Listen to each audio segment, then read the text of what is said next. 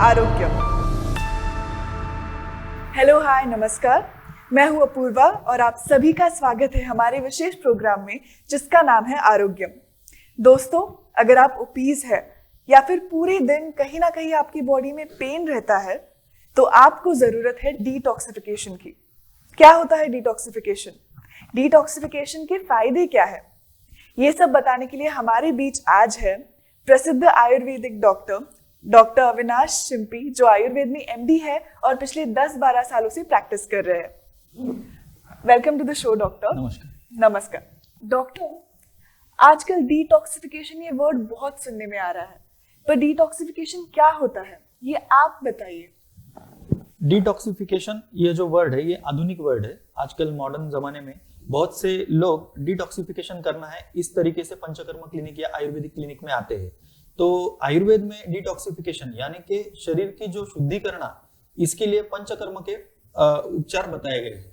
तो पंचकर्म यानी कि डिटॉक्सिफिकेशन ऐसे जनरली सामान्यतः कहा जाता है। शरीर में जो भी गंदगी है, जो भी बीमारियां उस गंदगी के कारण हो रही है, उसके लिए पंचकर्म की चिकित्सा आयुर्वेद में वर्णन की गई है। वात, पित्त, कफ ये 3 दोष शरीर में होते हैं और उनकी चिकित्सा के लिए ये पंचकर्म का वर्णन किया गया है।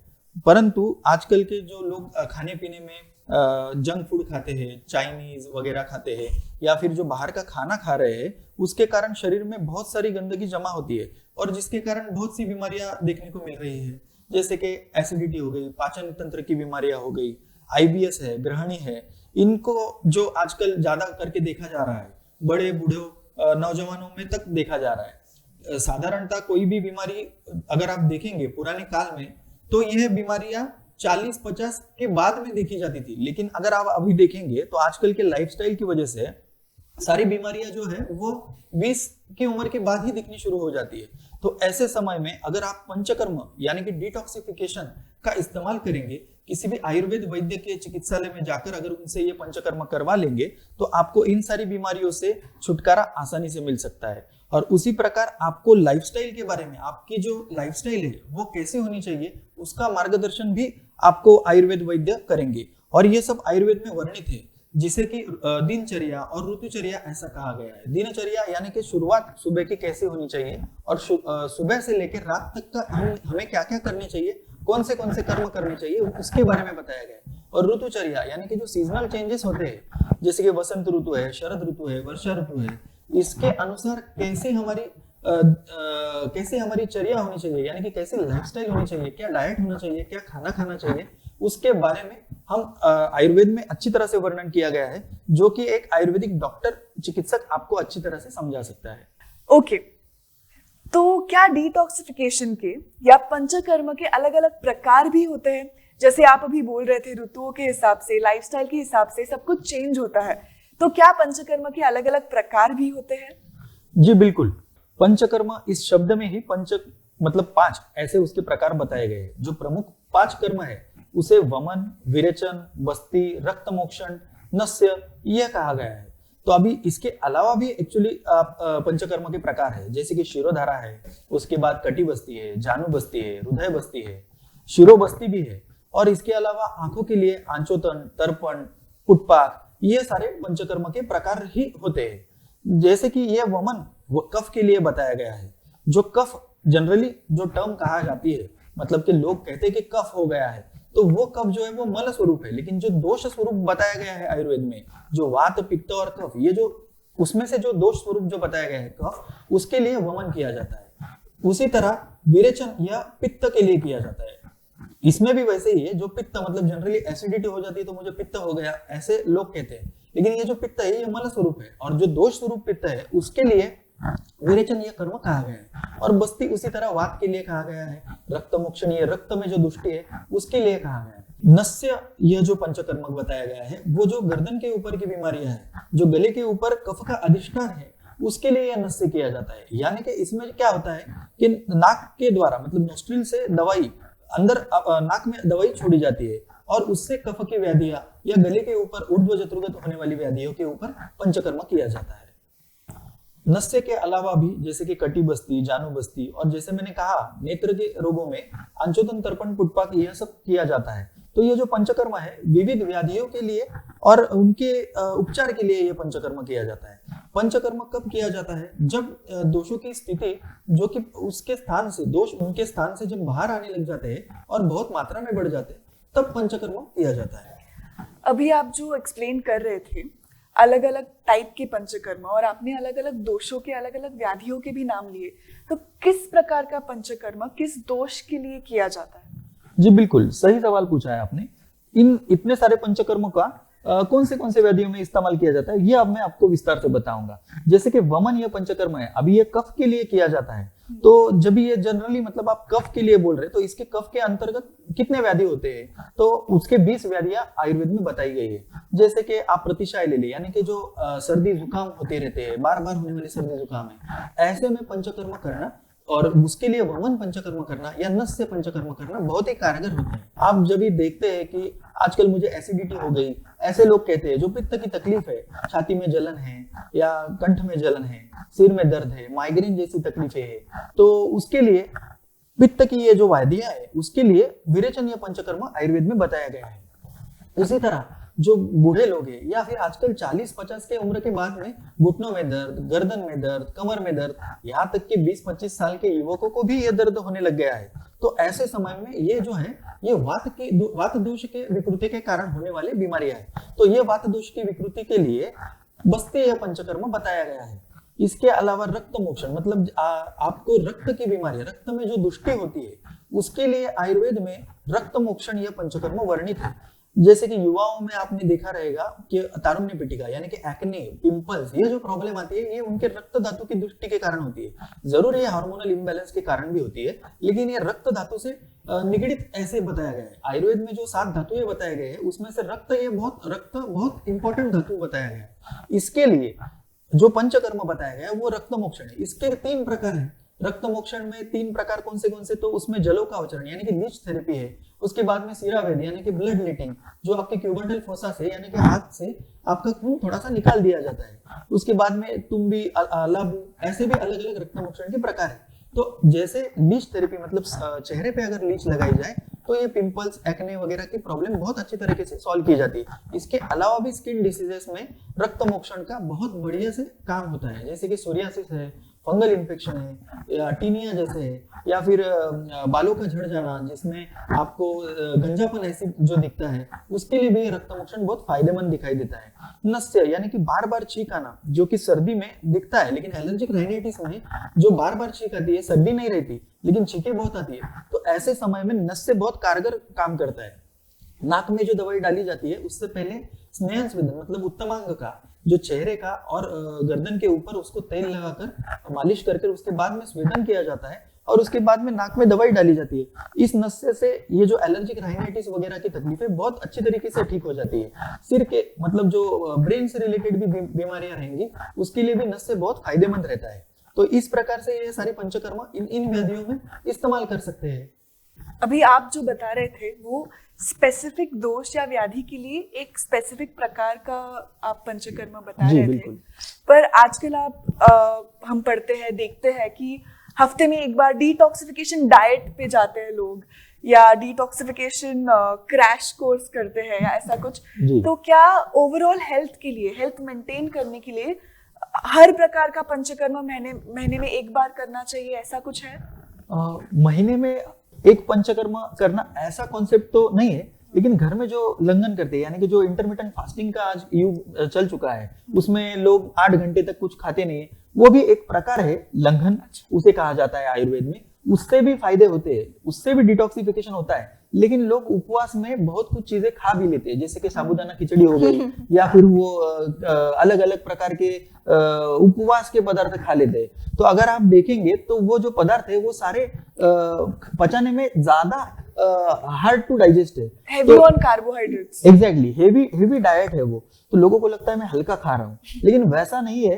वो सारी उसमें तली हुई चीजें भी आती है, तो वो कैसे हल्का हो गया? तो उन्होंने ये समझना चाहिए कि लंघन मतलब जो आप डिटॉक्सिफिकेशन के लिए कर रहे हैं वो अलग है और जो उपवास कर रहे हैं वो अलग है।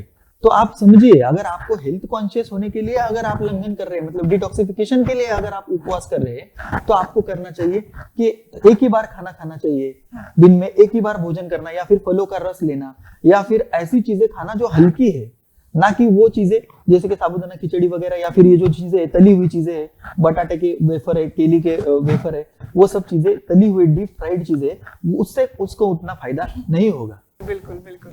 आई थिंक ये एक बहुत इम्पोर्टेंट लेसन था हमारे ऑडियंस के लिए। आगे मैं पूछना चाहूंगी कि अभी आपने जो दोषों के नाम लिए या व्याधियों के नाम लिए, वो सब फिजिकल व्याधि थे।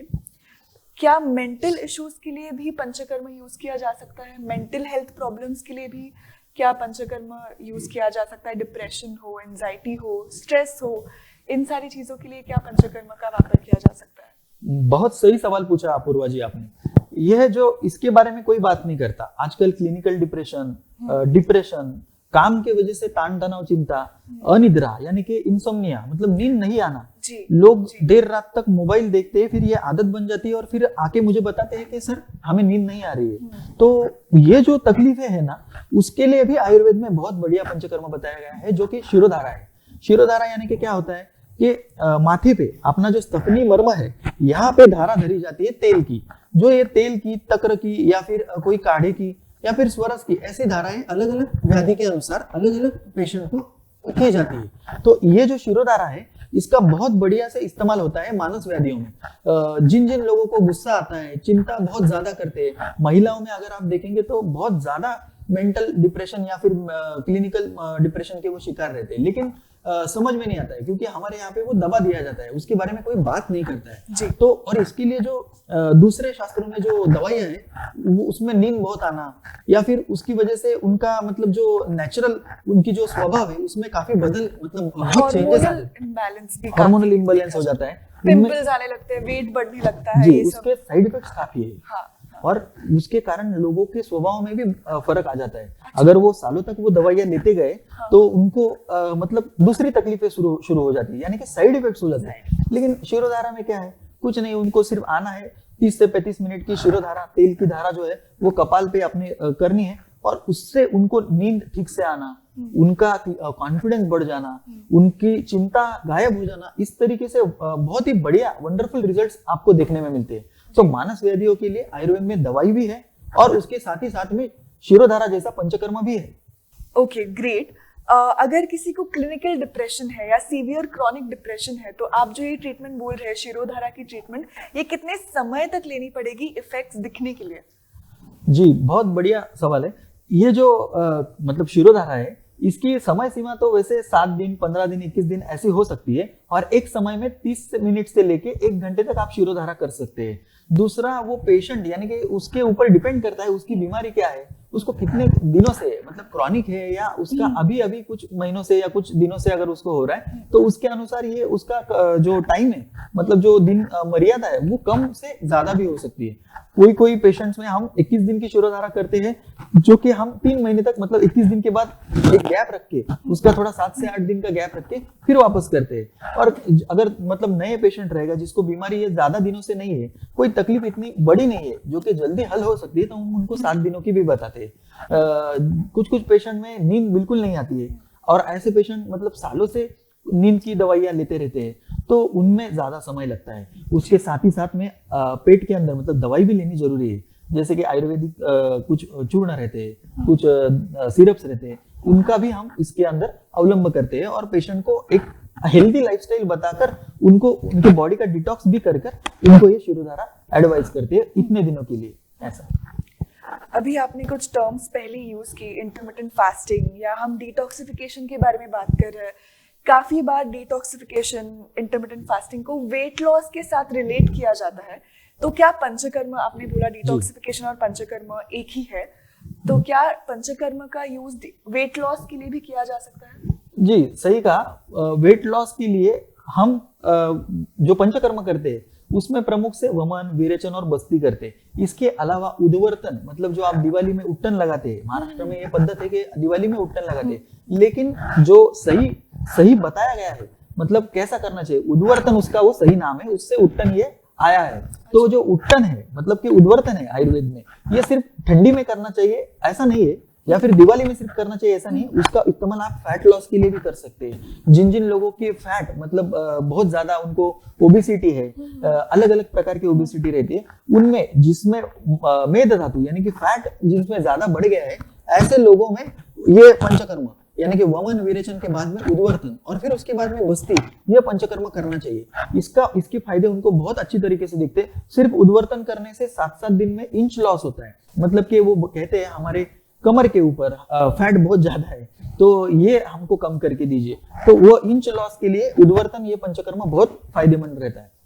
साथ ही साथ में जब आप वमन विरेचन करते हैं तो इसकी वजह से बॉडी का मेटाबॉलिज्म चयापचय क्रिया बढ़ जाती है, जो कि आप देखेंगे कुछ पेशेंट्स बोलते हैं कि भाई हमारा सर हम डाइट करते हैं, हम एक्सरसाइज रोजाना 1 घंटा करते हैं, मैं इतना घंटा चलती हूँ या चलता हूँ, फिर भी मेरा ना वजन 1 भी किलो कुछ कम नहीं होता है। तो ऐसे पेशेंट में उनमें मेटाबॉलिज्म का दिक्कत रहती है, उनकी मेटाबॉलिज्म स्लो रहती है जनरली ऐसे लोगों से जिनका वजन कम रहता है। तो थोड़ा भी खाते हैं और मेरा वजन बढ़ जाता है सर, ऐसे कहने वाले लोगों को अगर आप देखेंगे तो उनका मेटाबॉलिज्म थोड़ा स्लो रहता है। तो उन लोगों के लिए ये मेटाबॉलिज्म बढ़ाने के लिए, मतलब ये बहुत ऐसा क्रूड लैंग्वेज हो गया, लेकिन फिर भी वमन विरेचन ये मेटाबॉलिज्म बढ़ा के उनमें फैट लॉस या फिर वजन कम करने के लिए उनको हेल्प करता है। जी थैंक यू। अभी जो आपने उद्वर्तन बोला और उपटन के साथ आपने उसको रिलेट किया, आपने बोला उधर से उपटन ये शब्द आया है, तो उसका प्रोसेस क्या है? क्या हम ये घर पे भी कर सकते हैं? बिल्कुल, ये एक ऐसा पंचकर्म है जो आप घर पे कर सकते हैं। उपटन और उद्वर्तन ये एक ही है।